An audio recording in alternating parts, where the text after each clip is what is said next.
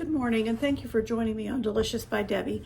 I'm getting ready to make a batch of crescent rolls. These can be made, formed, and frozen. I'm going to make them today, let them rise, and then I'm going to just bake them, but not completely done, so that then when we're ready to eat, we can just pop them in the oven and get them browned the rest of the way, and they'll be really fresh. So first of all, I have my mixer set up here, and into it I'm going to put a cup of shortening, and I'm using the yellow. It's yellow because it's the butter flavored, and I like that for baking. So a cup of shortening, a cup of sugar,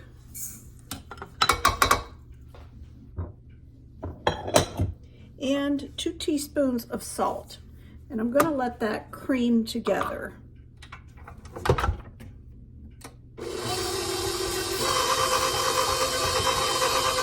I also wanted to show you that while that's creaming, I have 2 cups of milk, and I let this warm up in the microwave.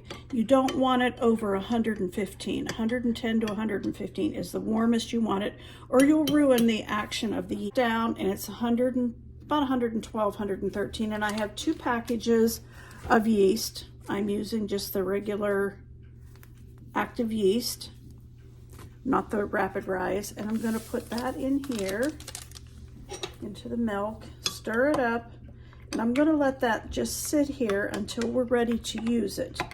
Okay, the butter, shortening, and sugar has all creamed up well, and now I have 6 eggs that I have beaten just with a fork, and I'm going to put those in and let those mix in.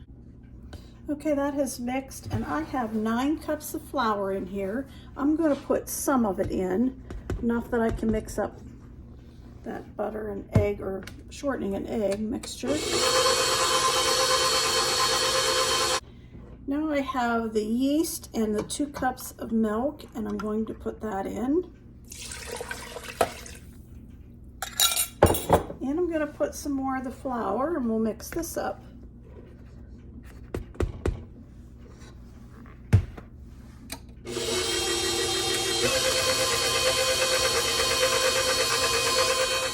All right, I put the dough hook on, took the other one off, and I'm going to continue to add flour until it's the consistency of a nice soft dough. Usually takes just about the whole 9 cups.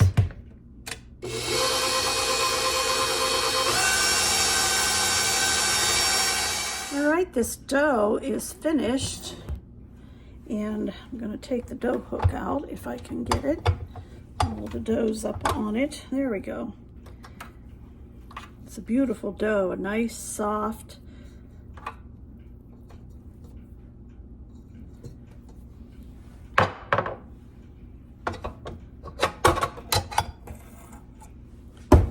Turn it around this way, and I have a big Fiesta-ware bowl, a nice thick one, that I put a little bit of olive oil in and wiped it around in there, so the dough won't stick to it. And I set my oven to 170, and as soon as it got up to that temperature, I turned it off just so it's warm. And I'm going to put this dough into the bowl, and I'm going to just turn it over on itself so that it gets the oil on it all over, all sides of it. Clean cloth over that. I'm going to put it in the warm oven, and this will take about an hour to an hour and a half to rise. Okay, I let my dough rise for an hour and a half in a warm oven in this big bowl, and it's clear up to the top of it. So I'm going to go ahead and form my rolls, and I'll show you how I do that. Put a little bit of flour on the counter here. And I'm going to put all of the dough out right this minute and just knead it a little bit. But then I'm going to, now my mother's recipe says to divide this into 4. And out of each 1/4 of it, you should roll it out thin enough that you get 16 crescents. If you do, they're only about this big. I like nice big ones. So I will divide this in half and we'll see how many we get out of a half. She just never made that. It would make 64 crescents, but they would be so small.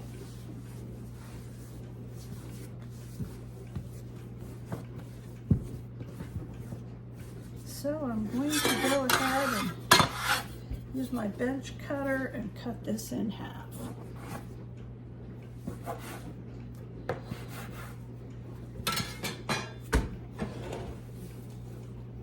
And I'm going to take this half, and on the flour here, I'm going to roll this out. I want it in as much of a circle as I can get it. It isn't always a perfect circle, but that's okay.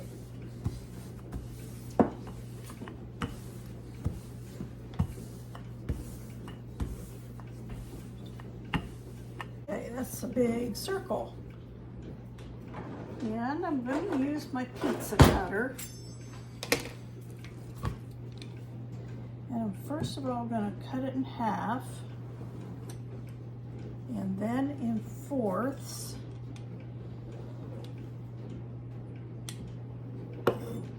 And then I'll cut each of these. Now some of them are going to be pretty big.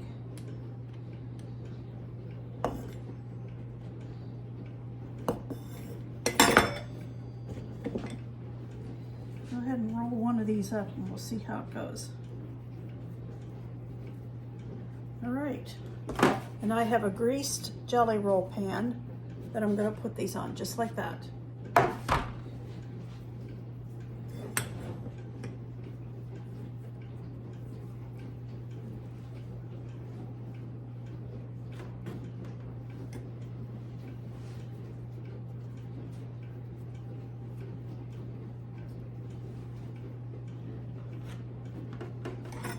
You can make these smaller if you want to, but I like to make them big enough that you get a nice crescent roll.